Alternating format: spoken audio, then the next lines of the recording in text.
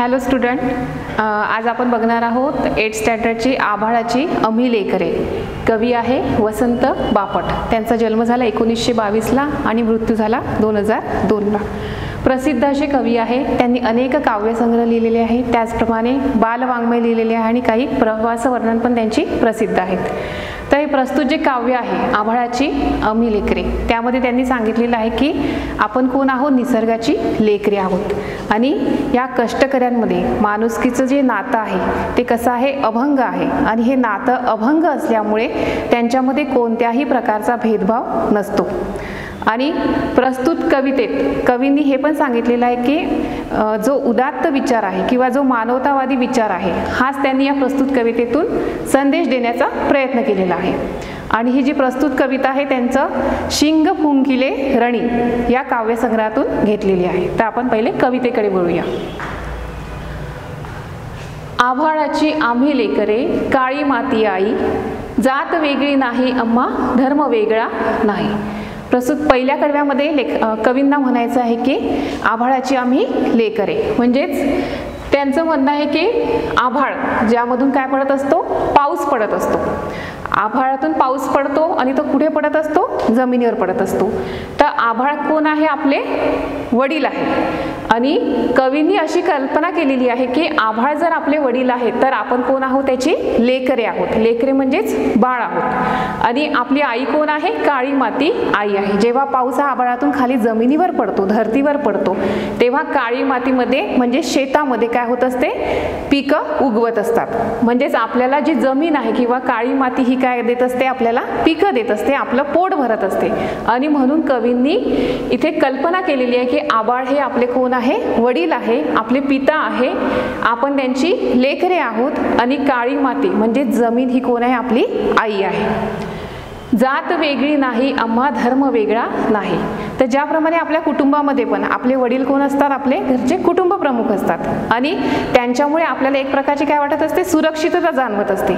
आपल्या डोक्यावर एक प्रकारचं छत कोणामुळे जाणवतं, आपल्याला आपल्या वडिलांमुळे. तर इथे पण कवीला हेच म्हणायचं आहे की आभाळ हे कोण आहे, आपले वडील आहे. म्हणजे आभाळ आपल्याला काय देत असतं, डोक्यावर छत देत असतं. आणि खाली जमीन जी आहे ती आपली आई आहे.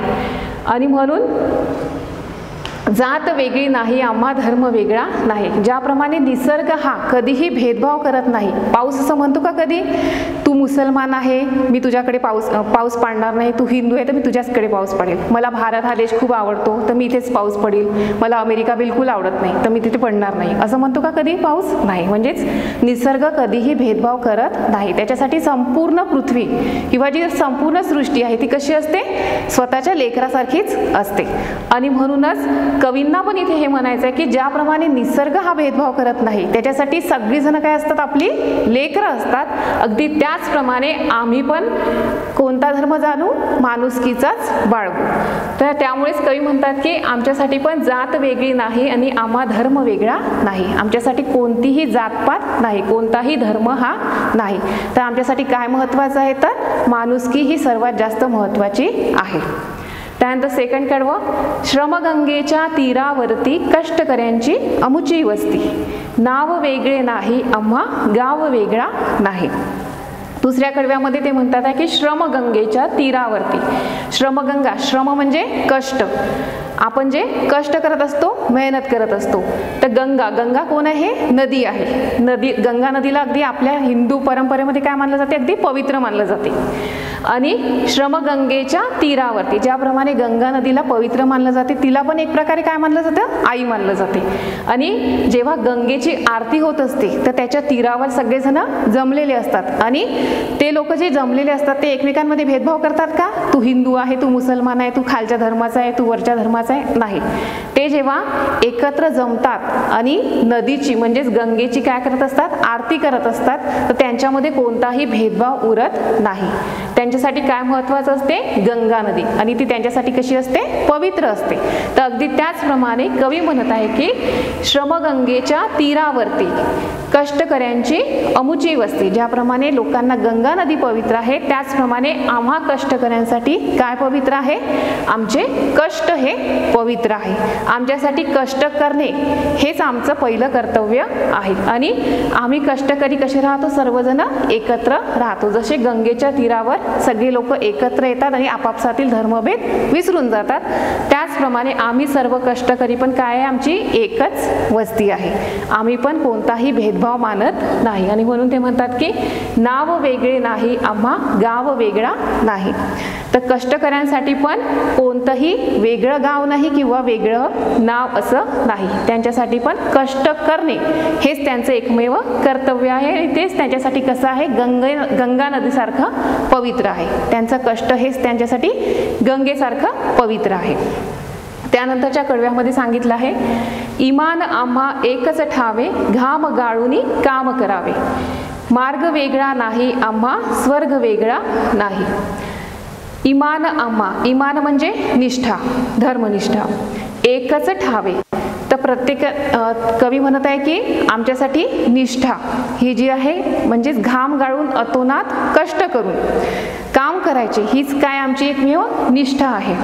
आणि त्याचप्रमाणे कष्ट करणे हेच काय आमचं ध्येय आहे, हाच आमचा इमान आहे. आमच्यासाठी काम करणे किंवा घाम गाळून काम करणे, अतोनात मेहनत करणे, त्यासाठी रात्रंदिवस जरी मेहनत करावी लागली तरी आम्ही ती करू. आणि त्यासाठी सगळे कष्टकरी काय असतात? अगदी तयार असतात. तर त्यांच्यासाठी घाम गाळणं आणि अतोनात कष्ट करणे हीच त्यांची काय असते? एकमेव निष्ठा असते, म्हणजेच इमान असते. हेच त्यांचं इमान आहे. आणि या पडते त्यांना दुसरा वेगळा असा कर्म नाही, तेच त्यांचं काय आहे? काम आहे. कारण त्यांना माहीत असते की जर आपण मेहनत केली तरच आपलं पोट काय होईल? भरू शकेल. जर काम केलं नाही तर आपल्याला काहीही मिळणार नाही. आणि म्हणूनच त्यांचं स्वतःच्या मेहनतीवर, स्वतःच्या कामावर काय असते? अगदी निष्ठा असते. मार्ग वेगळा नाही आम्हा स्वर्ग वेगळा नाही. आणि हेच आमचं कर्म आहे.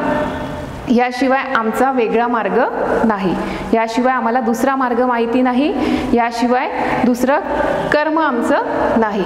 आणि म्हणून कवी म्हणतात की इमानाने कष्ट करून काम करणे हेच आमचं काय? एकमेव कर्म आहे. आणि हाच एकमेव आमचा मार्ग आहे. त्यानंतर माणुसकीचे अभंग नाते अमीच अमुचे भाग्य विधाते. पंथ वेगळा नाही आम्हा संत वेगळा नाही. नंतरच्या कडव्यामध्ये कवी सांगतात की माणुसकीचे अभंग नाते, जी माणुसकी आहे माणसामधील तीच कशी आहे? अभंग आहे. जे प्रत्येक कष्टकरी असतात त्या कष्टकऱ्यांमध्ये काय? एक प्रकारची माणुसकी आहे. आणि तीच कशी आहे? त्यांच्यासाठी अभंग असं ते नातं आहे, म्हणजे कधीही न तुटणारं असं ते नातं आहे. आणि ते म्हणतात की आम्ही काय करतो आहे? माणुसकीचे अभंग नाते जपून ठेवतो आहे, किंवा तेच नातं आमचं कसं आहे? अतूट असं नातं आहे. आणि आम्हीच आमचं भाग्य विधाते आहोत, म्हणजे आमच्याच हातात आमचं काय आहे? एक प्रकारचं भाग्य आहे. तर जेव्हा आपण नशिबावर विश्वास ठेवतो किंवा दैवावर विश्वास ठेवत असतो तर पण इथे ते म्हणतात की आम्ही नशिबावर किंवा दैवावर विश्वास ठेवून आमचा चालणार नाही. कारण आम्हाला स्वतःचं काम काय करायचं आहे? स्वतःच करायचं आहे. स्वतःलाच खूप मेहनत करायची आहे, खूप कष्ट करायचे आहे. आणि स्वतःच्या हाताने आम्हाला काय करायचं आहे? आमचं भाग्य लिहायचं आहे. आम्ही नशिबाच्या भरोश्यावर किंवा देवाच्या भरोश्यावर बसणार नाही. तर आमच्यासाठी माणुसकीच हे काय आहे? अभंग असं किंवा अतूट असं नातं आहे. आणि म्हणून आम्हीच आमचा काय करणार आहोत? उद्धार करणार आहोत. म्हणजेच आम्हीच आमचं काय आहे? भाग्य विधाते आहे. आमच्याच हाताने आम्ही स्वतःचं भाग्य लिहिणार आहोत. आम्हीच आमचा उद्धार करणार आहोत. पंथ वेगळा नाही आम्हा संत वेगळा नाही. त्याचप्रमाणे कवी म्हणतात की पंथ म्हणजेच आमच्यासाठी दुसरा कोणताही संप्रदाय नाही. अतूट मेहनत करणे, अत्यंत मेहनत करणे हेच आमच्यासाठी महत्त्वाचं आहे. त्यामुळे दुसरा संप्रदाय नाही. आणि याकरता आमचा दुसरा साधू पुरुष पण नाही. संत म्हणजेच साधू पुरुष. कोणी कोणी साधू पुरुषावर पण विश्वास ठेवतात. जसं जसं साधू पुरुष सांगत जातात तसं तसं ते करत जातात. म्हणजे स्वतः मेहनत करायची नाही, तर जसं साधू किंवा संत सांगत जाईल तसं तसं करायचं. पण इथे कवी म्हणतात की आम्ही आमच्या स्वतःवर विश्वास ठेवू, नशिबावर किंवा दैवावर किंवा संतांवर पण विश्वास ठेवणार नाही, तर आमच्यासाठी आम्हीच आमचं कोण आहोत, भाग्य विधाते आहोत. म्हणून ते म्हणतात की आमच्यासाठी तोच एक पंथ आहे आणि तोच एक आमचा संत आहे. त्यानंतर शेवटच्या कडव्यामध्ये सांगितलं आहे, कोटी कोटी हे बळकट बाहू जगन्नाथ रथ ओढून नेऊ, आस वेगळी नाही आम्हा ध्यास वेगळा नाही. कोटी कोटी हे बळकट बाहू, कोटी कोटी. आपल्या भारतामध्ये कोट्याधीश लोक राहतात. आता आपल्या भारताची लोकसंख्या किती आहे? जवळपास 135 करोड आहे. तर हे जे कोट्यावधी भारतीय आहे, त्या भारतीयांच्या मजबूत हातांनी, बळकट बाहू, बाहू म्हणजे हात, आणि ते कसे आहे? बळकट आहे, म्हणजेच मजबूत आहे. तर जे कोट्यावधी भारतीय आहे, त्या भारतीयांच्या मजबूत हातांनी आपण काय नेणार आहे? जगन्नाथ रथ, म्हणजे नव समाज निर्मितीचा जगन्नाथ रथ ओढून नेणार आहोत. तर आपण सगळ्याजणी करोडो भारतीयांनी एकत्र येऊन एकमेकांच्या सहकार्याने आणि एकमेकांना मदत करून सामूहिकपणे आपण काय करायचं आहे? नव समाज निर्मितीचं कार्य पार पाडायचं आहे, असं कवीला इथून म्हणायचं आहे. आणि यावेगळी आमची कोणतीही इच्छा नाही. आमची फक्त एकच इच्छा आहे की आम्हाला काय करायचं आहे? नव समाज निर्माण करायचा आहे, नवीन समाजाची निर्मिती करायची. आणि ती कशी करायची आहे? एकट्याने होणार आहे का ती निर्मिती? नाही. तर जे आपण करोडो भारतीय लोक आहोत, ते सगळे आपण एकत्र येऊ आणि सर्वजण एकमेकांना सहकार्य करू आणि एकमेकांच्या सहकार्याने सामूहिकपणाने आपण नव समाज निर्मितीची निर्मिती करू, असं कवी म्हणतात. आणि या व्यतिरिक्त आमची दुसरी कुठलीही इच्छा नाही. आस वेगळी नाही आम्हा ध्यास वेगळा नाही. आस म्हणजे इच्छा, फक्त आम्हाला नव समाज निर्मिती करायची आहे, या व्यतिरिक्त आमची दुसरी कोणतीही इच्छा नाही. हाच आमचा एकमेव ध्यास आहे, हेच आमचं उद्दिष्ट आहे किंवा हेच आमचं ध्येय आहे. याच्या व्यतिरिक्त आमचं दुसरं कोणतंही ध्येय नाही. तर एकजुटीने सामाजिक कार्य करणे हेच सर्व भारतीयांचं किंवा हेच आमचं सर्वांचं काय आहे? एकमेव उद्दिष्ट आहे, असं कवीला यातून सांगायचं आहे. अशा प्रकारे या कवितेत कवी सांगतात की ज्याप्रमाणे निसर्ग हा कोणामध्येही भेदभाव करत नाही, त्याचप्रमाणे आपण पण वागलं पाहिजे. आपण पण एकमेकांमध्ये मतभेद न ठेवता किंवा भेदभाव न ठेवता सर्वांनी माणुसकीच्या नात्याने एकमेकांशी वागलं पाहिजे आणि नव समाज निर्मितीचा ध्यास ठेवला पाहिजे. थँक्यू.